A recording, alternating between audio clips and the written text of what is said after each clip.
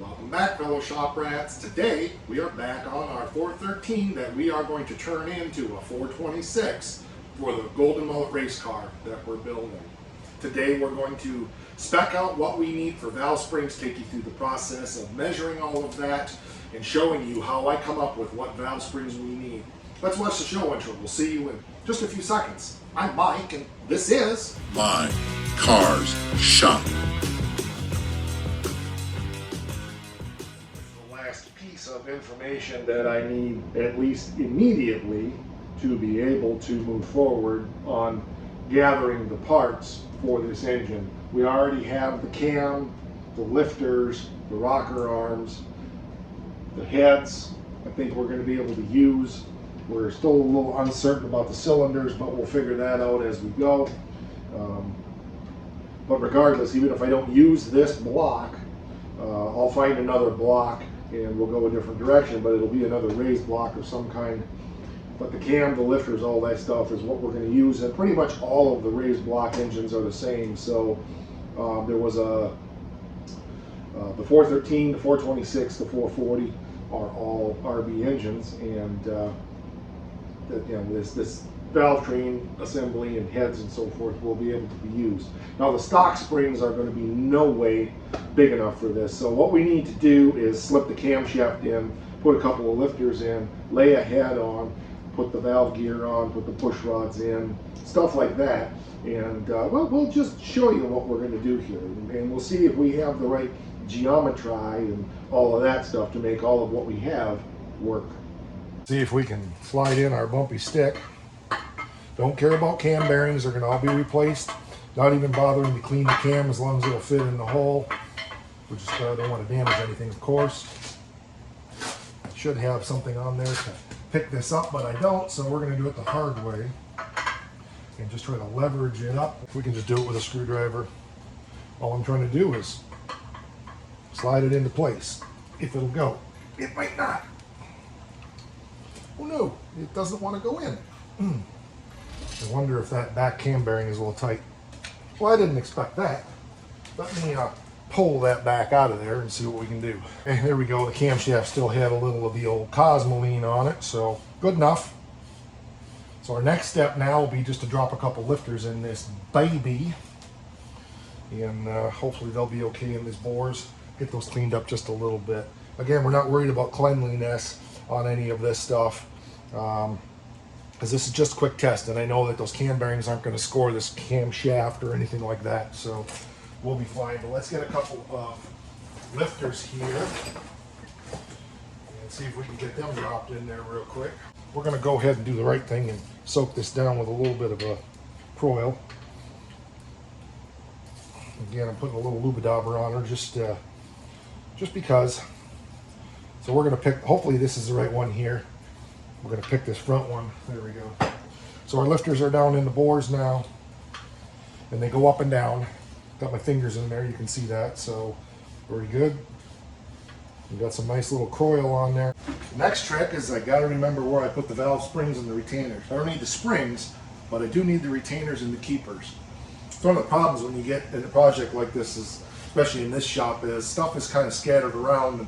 I've got 80% of everything for this motor in a big tub in the back room where all my engines are, but some things I'm just not sure where I put, so I'll be right back. Didn't label it, but I did find it, and I'll make sure it gets put in the tub.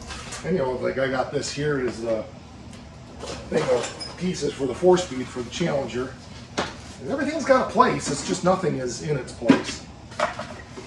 So there's our keepers. We do have shims, which I'm not going to use. I'll explain that. We're not using any of these valve springs, and ultimately, I seriously doubt I'll be using these retainers. Probably won't be using these keepers either.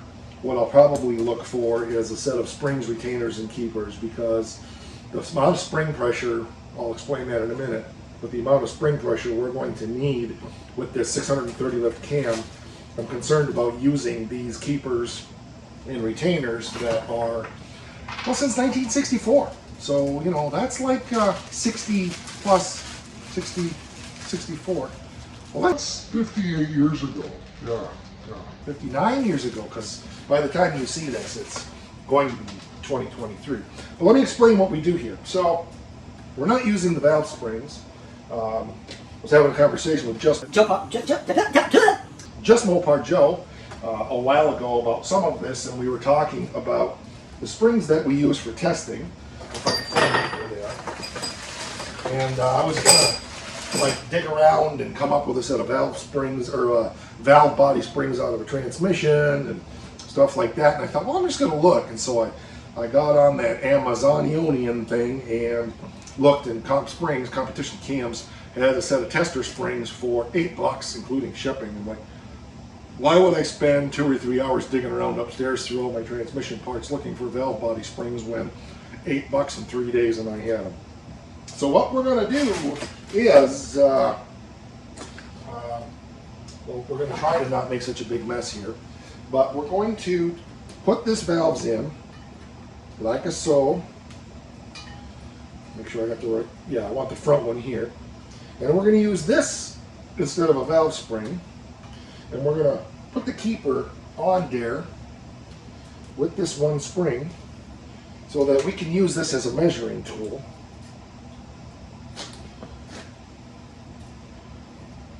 Which valve springs were actually this easy to install. And hopefully we don't shoot a keeper across the room. I know you can't see this, but it's really hard to show you. I'm trying to use my big fat belly to put that in there. There we go. Oh, oh, no, no, no. There we go. Oh, there's one half. Now we just need the other half. Well, don't be dipped. It's not working so well. Let me flip this up so that way it shoots. Oh, good. We got our shirt stuck in the valve so that it goes straight up in the air and we're not fighting gravity. And that way when it lets go, it goes way up. Now I could use my valve spring compressor. That would probably make a lot more sense. Why would we want to make it easy on ourselves when we can make it harder on ourselves and it makes so much greater video footage? And you might even get some rooster crows out of it if all be well. One is on there. I just can't get the other one in there. I don't know if it's got rust in it or maybe. Oh, I'm wondering. Do I have one? They should all be the same. Nope, they're the same. Well, there we go. We just dropped one. You get to laugh at me for a while here. That's always good. Nothing wrong with a little laughter. Laughter's good for the soul. Something wrong with this keeper. It just does not want to engage. Let's take this one back out. Oh! They are different.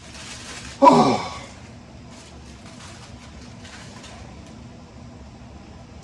I didn't think, well,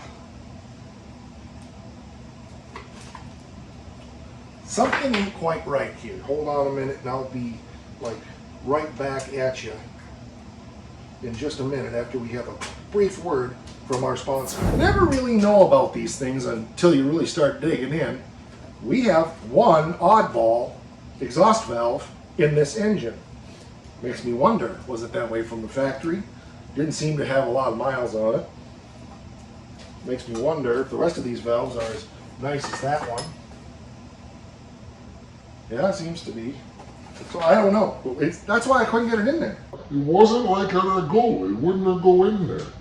So let me show you what the differences are here without dropping this valve on the floor and making a big mess. This one has a nice bunch of, and this one has two. And I was trying to use one keeper that fits this and one that fits this. And these are both exhaust valves. This valve is different than the rest of the valves in that particular head. You can see that one has 4 slots and this one has 2 slots, and the keeper from this won't work on this and vice versa. And I had one of each. So there you go, lesson learned there. I didn't pay that close attention when I took it apart. I better check one thing real quick. Just make sure.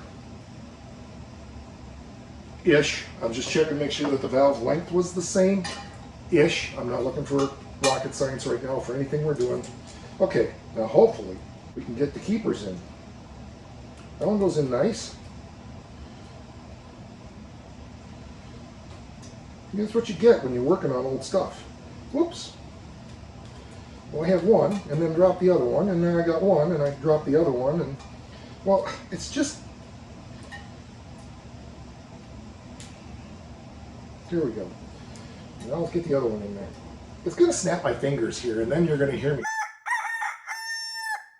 It's not that strong, it's just awkward. That's what my wife says about me, too. It's not that strong, it's just awkward. See, it's easy when you have the right part. So there's one. Let's get an intake in there. May have to pop this valve seal off. Yep, got 100%. Because the spring is not going to fit there with that on there. So let's do the right thing and use this exhaust valve here off of 360. Boom. We probably will get new seals because these are old. Somebody was suggesting to me, and they're probably right, I haven't looked at them that close, and I will. They were suggesting that these are probably cast iron valve guides in this, and that they can't be knurled.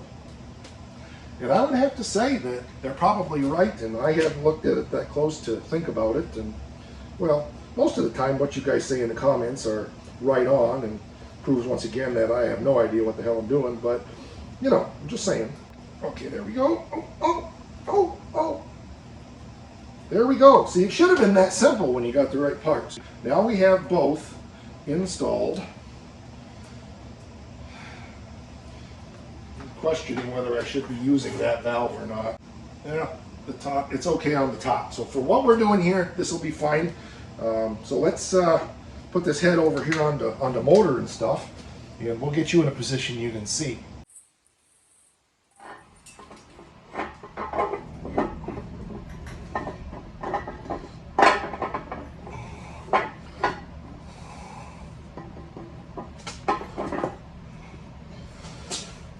Wisdom says I should buzz one bolt in because that's going to fall on my foot, and then I'm going to really be swearing and go to the hospital. So I'll be right back. There, that'll keep the head from falling off anyway. I will snug it down just Nova Scotia.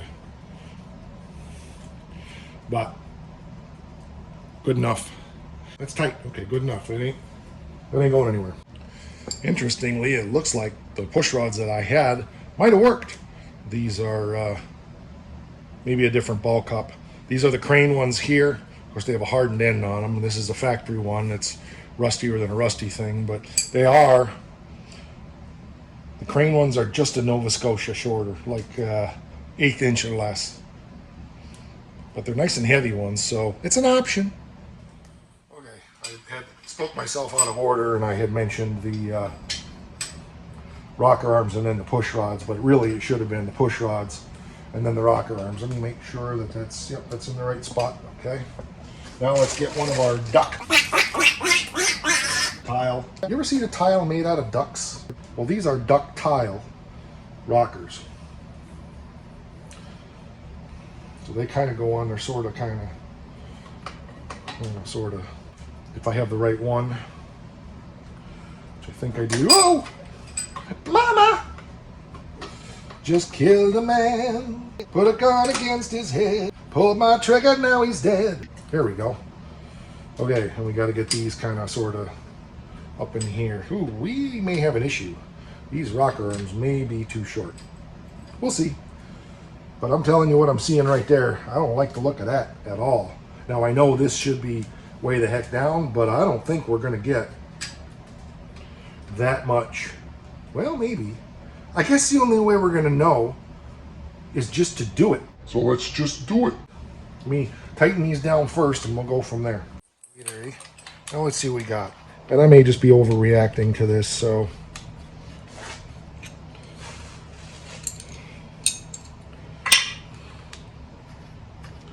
But there's another issue I need to be concerned about here, and I'll show you in a minute.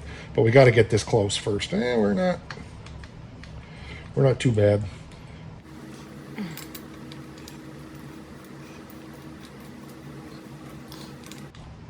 Okay, there's that one. This is a little different assembly here. I can already tell you I don't like this, and I'll show you why. Yep, we're going to need longer push rods, but this isn't going to prevent us from doing what we need to do here today. Let me just for curiosity's sake try one of these, and then we'll find out all the reasons why I shouldn't use these, but I'm just curious.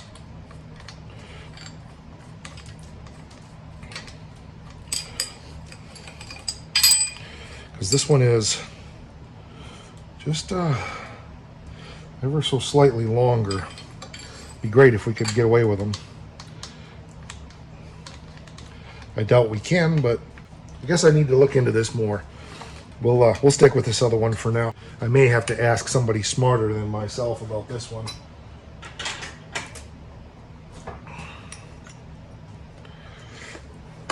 Okay, there we go.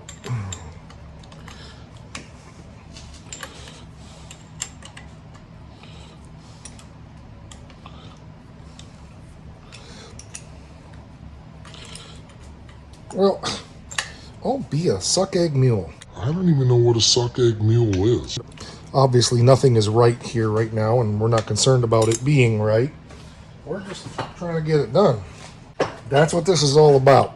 This is the process you have to go through to make sure that you're speccing out the right parts and all of that stuff. So I'm quite concerned, obviously, about this.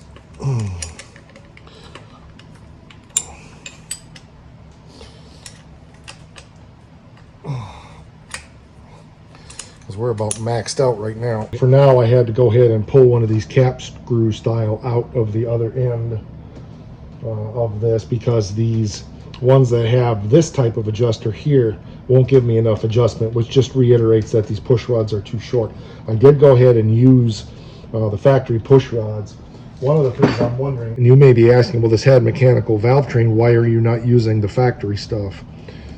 I still may, but with the cam this big, I question whether or not these are going to be strong enough to handle that amount of lift. So we could use this, but remember that the factory was like 0.400 lift, and this is 0.630. So we'll get into that more later. The other thing I wondered is if these adjusters might work in these. So they look to be the same thread size, so we may pull one of those out of there and see if they'll work here, and we could use the factory push rods. I think the push rods would be okay. They feel good and strong, so we've got options is what I'm trying to say. Here's what's bothering me, but it's not bothering me a lot. If we had just different adjusters, we'd be okay, but look at the angle here of the way that's coming into that rocker. Now let's turn this so you can see the full rotation. I don't mind it being off. We're on the back side of the cam right now. We're on the heel, okay? And when we get up, that is, the angle of that is not as severe as the angle when we're down. See how severe that angle is there from this to this? I would like to see that. Now that's the top of the cam lobe there. I could measure that angle. That's about halfway up, so that's straight up and down. That's not bad. Well, yeah, you can see, watch this angle here comparison to the push rod. Okay, so we got a pretty steep angle like this right now, you know, kind of like that. I'm exaggerating. And then when we come up, get you right to the top of the lobe right there. I don't feel like, well, we'll have to measure that and see exactly where it's at. But that we want to split that difference is basically my point. That's not bad. 100 thousandths longer push rods might help.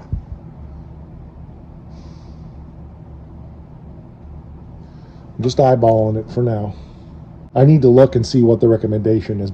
Here's my second concern as I'm looking at this, is even more than this is the angle here. I may need to go to roller tip rockers for this. I don't want to, but I may not have any choice. I could go to a smaller cam. I think I have another big block cam around. Okay, so let's see. When we get way down here, see how tight this is? Let me find a light so you can see what I'm talking about. Now I guess we're all right. I mean, it's pretty down there, but it's not. It's still on the flat part of this rocker arm. Let's see if I can find you one here. It's still at this angle here. It's not down on this edge. So I think we're okay there. Trying to think about what that's going to be like with a head gasket in there. Well, that's not going to change this at all. So we'll probably be okay. But that obviously is a concern. I'm using, as I said, I'm using the factory push rods. They're very strong. I'll do some research, but my main concern was the rocker arms. I did take the ball studs out of the factory arms. They fit nicely. They look fairly equidistant. I know the recommendation is down here, not have that much thread coming out.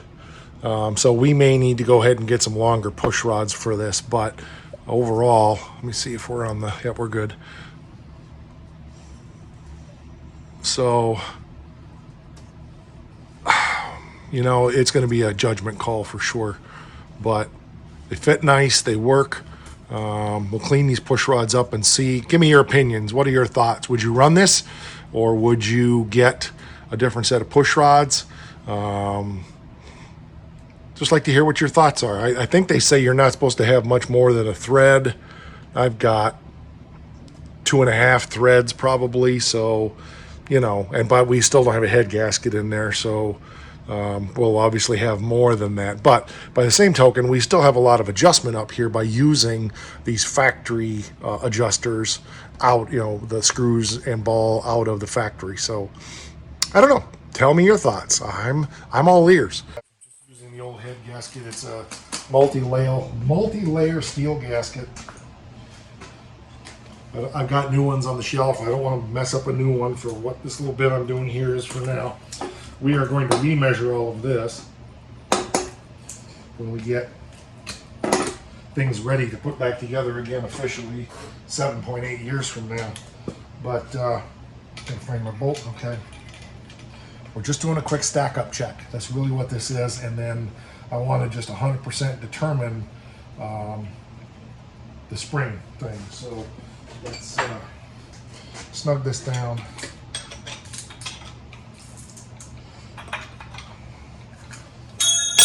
Well, I'll be dipped. Okay. Yes, I know if we torqued it down, it's going to change things a little bit, but good enough for now. Again, this is just a quick check. So I'm going to go back to these crane rockers real quick. Crane push rods, I should say. I'm just curious about a couple of things here with these. Because these being shorter is going to change our geometry out here. And those geometricals out there might be better. It just all depends.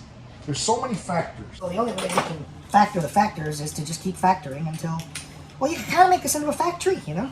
What I'm curious about is with this being shorter, does this change our engagement out here? So I know that we're obviously a lot more threads back here than the recommendation, but quite frankly, this back here is not as critical as this out here, the way that it is on the valve. So in my opinion, because if we're way out here on that rocker arm, pushing into that valve, we're going to really gouge that valve stem, and that's not what we want. Now, I know that there are smart people here like Ed from Ed's Machine and Just Mopar Joe. In fact, I just texted him to see his thoughts, and of course, he has a life, so he'll get back to me when he has some time. May not be before I'm done with this episode, but yeah, that's quite concerning how much geometricals I've got here with these short push rods. But I was just curious. Okay, so what I'm looking at is out here now. Okay, so we have a lot more engagement back here than, or you know, it's through a lot further back here than it was. That's not necessarily recommended, but I want to see this out here and what happens when we go all the way up and what our tip looks like now.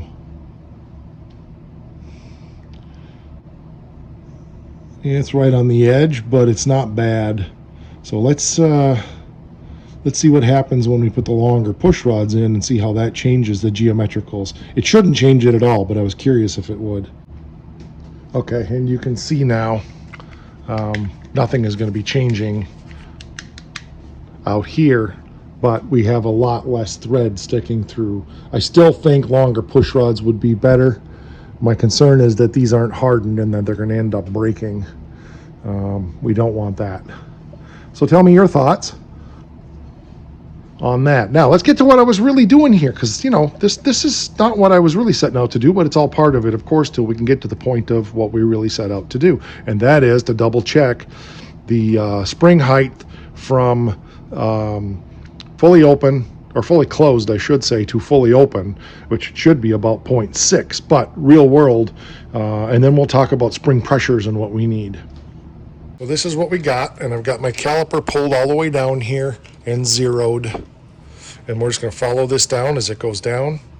I did that wrong, hold on. Okay, we're going to follow this down as it goes down. Let me make sure we're zeroed 100%. There we go. Okay, we're going to follow this all the way down when she goes down and let the caliper collapse, and there she is. So 0.53 is the real world dimension. So let's go over to the whiteboard and let's talk about this spring pressure and what's required to make this work. Just as a rule of thumb here, if I can find my marker, what I did with it, there it is. Different cams, different pressures. So we're looking at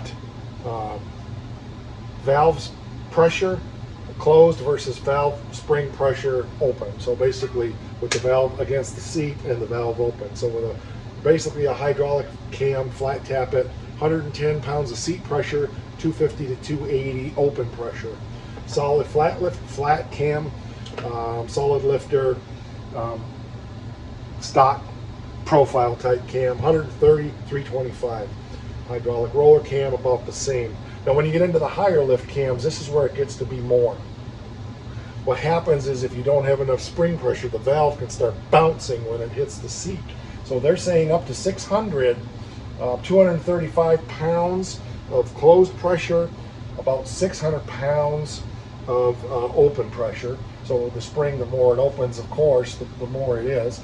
And if the cam is over 600 lift, 0.600, they're saying 250 to 280 pounds of seat pressure, and then 100 pounds of lift for every 0.100 of lift. So if you're looking at a cam that has 0.600 over 600, then you're looking at 600 pounds.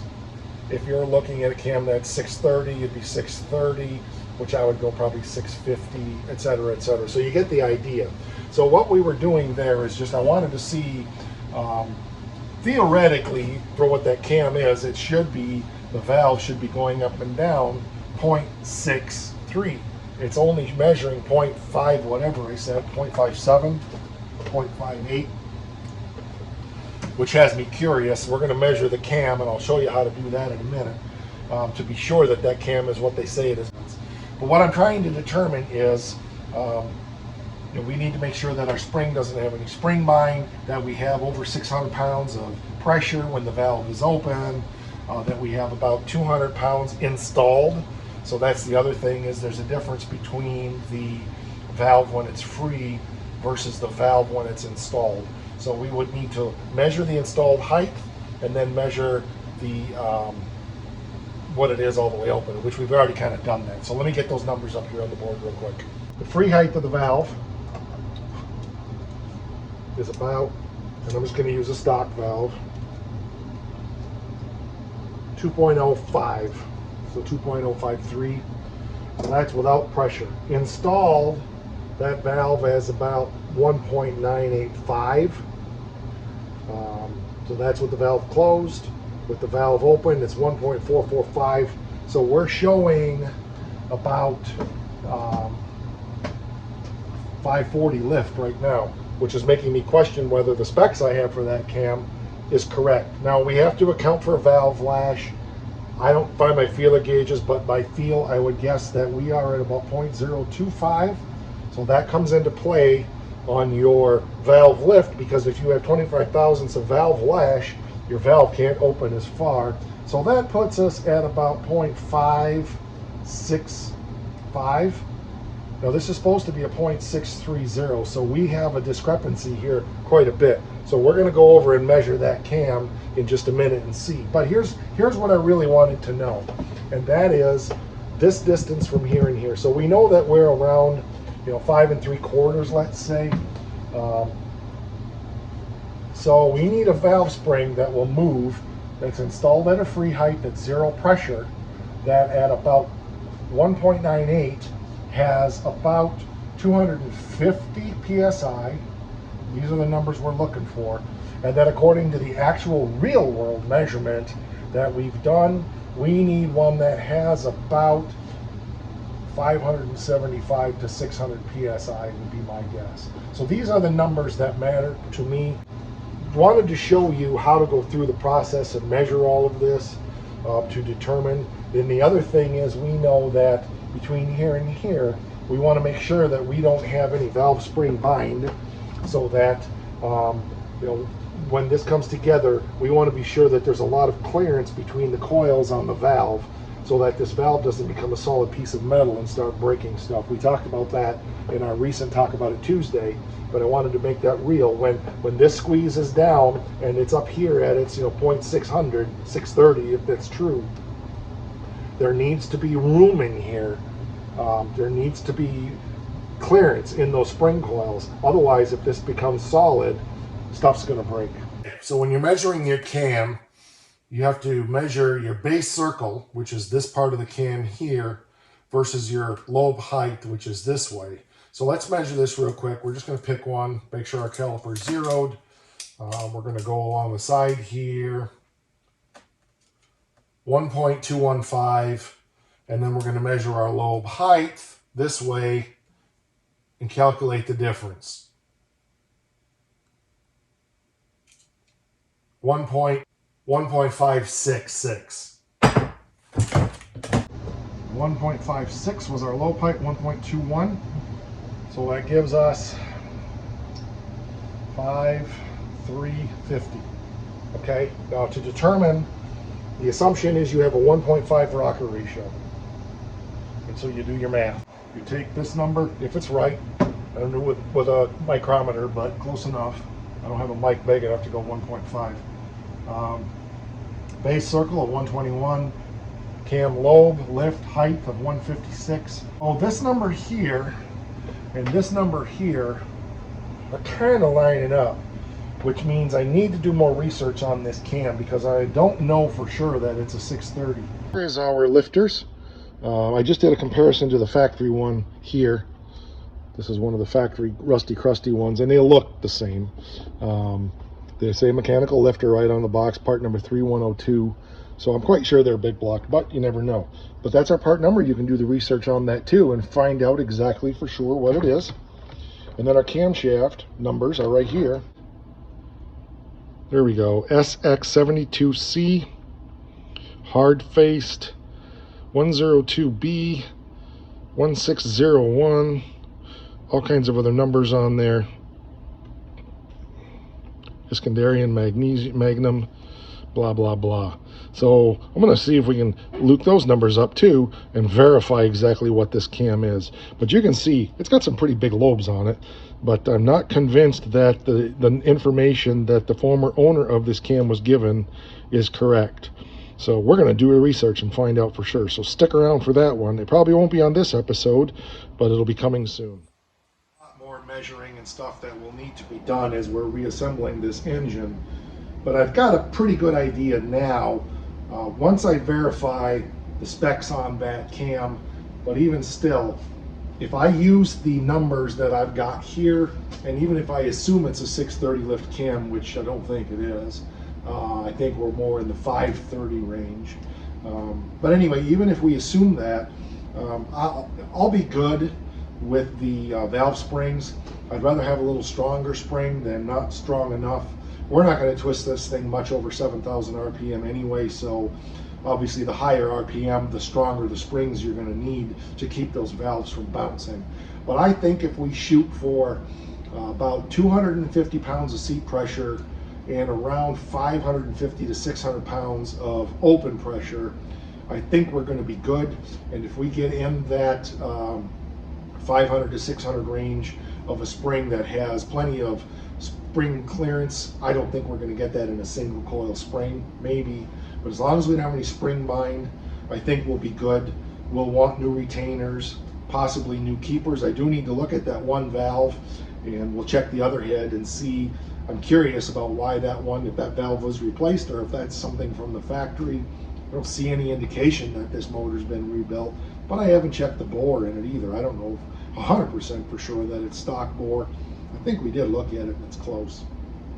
Here's my point in today's episode. You can't just throw in a cam, buy a set of rocker arms and push rods and throw them in and bolt them on. Just throw a timing chain on it, throw a set of pistons in it and put an engine together. You're gonna have to do your homework. And I wanted to take the time today to take you through the painstaking process of figuring all this out. We discovered we have a valve that's different. We're discovering that what we were told about the camshaft may not be right. Not the previous owners of the cam's issue, because he got that with a motor from Ram Chargers. I believe somebody told him that was the cam and it was written down. I don't have the cam card for this cam, but we have the numbers and we're gonna look it up. Go ahead, you guys look it up too and drop it down there in the comments. Let's see, let's compare information and see what we come up with. So putting together an engine, if you do your homework, you can build yourself an engine that will really last as long as you do the work. You don't have to use top shelf parts, as long as you've built things and done your research and done your investigating and make sure that everything is right and the way it should be. So that's going to do it. The decision we'll need to make is, will we run longer push rods? I don't think so, because as I'm looking out there at the way the end of that ductile rocker's hitting that valve, if we had a longer push rod, well, it isn't going to make any difference on that. So I keep forgetting. I keep thinking longer push rod is going to change that geometry, but it's not. So that's my brain fart there. But it will change how much engagement we have on the threads. With the factory push rods, what are your thoughts? Should we use these? Should we harden them a little bit? Should we call them good to go? Maybe they're already hardened. I don't know. You guys tell me. 1964 Marine 413 with the flat tappet mechanical cam. The ones that I got from my buddy Joe are about 125 thousandths shorter. I don't think we'll be able to use those. I'm really leaning towards using the ones I got, or getting some that are even 125 thousandths longer than those. Tell me your thoughts. We may just get the custom cut ones and make them ourselves. We don't know. We'll see. That's going to do it for this one. We're over on the face thing, /mycarshop. On the Insta thing, Instagramma. She loves us, does cookies, stuff like that, /mycarshop. We're here on YouTube. The biggest way you can help us is just share this video with everybody you know. Share it with strangers. Get business cards, hand them out, write it down, say, hey, check out this channel. We're growing, we're doing really well, I'm really happy, but I want to make 23 the biggest year we've ever had on the channel this far, and make this only the beginning for it. Shooting for the moon, eh? And going for it big time. All right, that'll do it. We'll catch you on the next one.